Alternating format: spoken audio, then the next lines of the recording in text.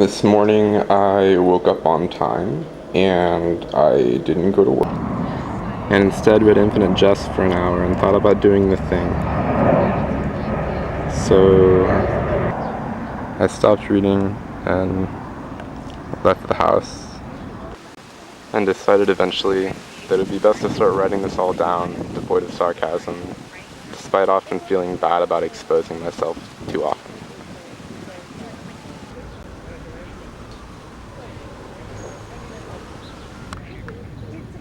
I've also decided that this year I should finally use this free therapy sessions or get psych tested or something to see if this anxiety/depression question mark is treatable or something. So hopefully this will hold me to that. It would be some sort of guide or reference for tracking, what's been happening lately. I've been thinking a lot about the appropriateness of keeping yourself alive out of love for someone else. It has something to do with hope and an obsession with hope, or the fact that love gives you hope, and necessitates your survival.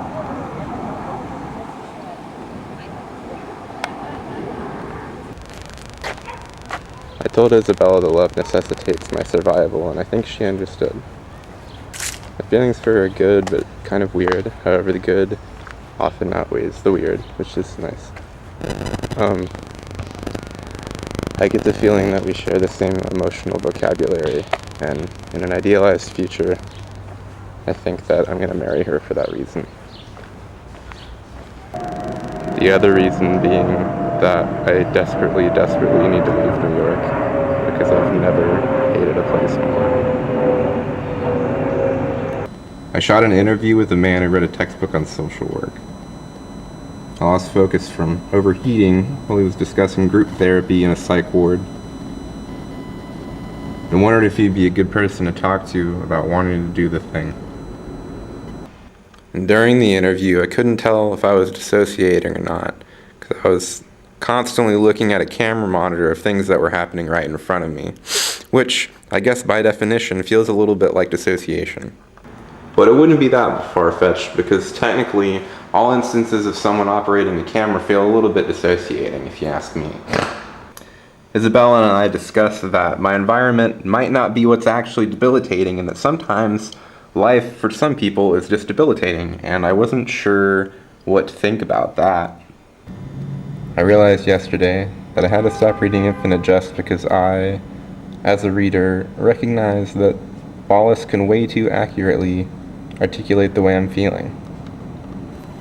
And rather than reveling in the fact that I'm understood, I'm greatly aware of the fact that hopelessness ultimately consumed him, and I don't really like that.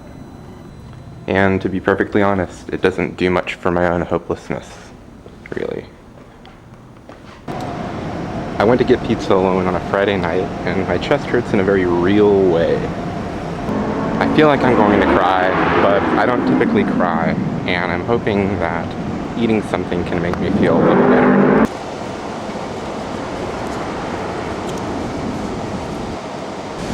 I sat in front of the Stern School of Business for about an hour and felt like going to sleep, but it was too cold.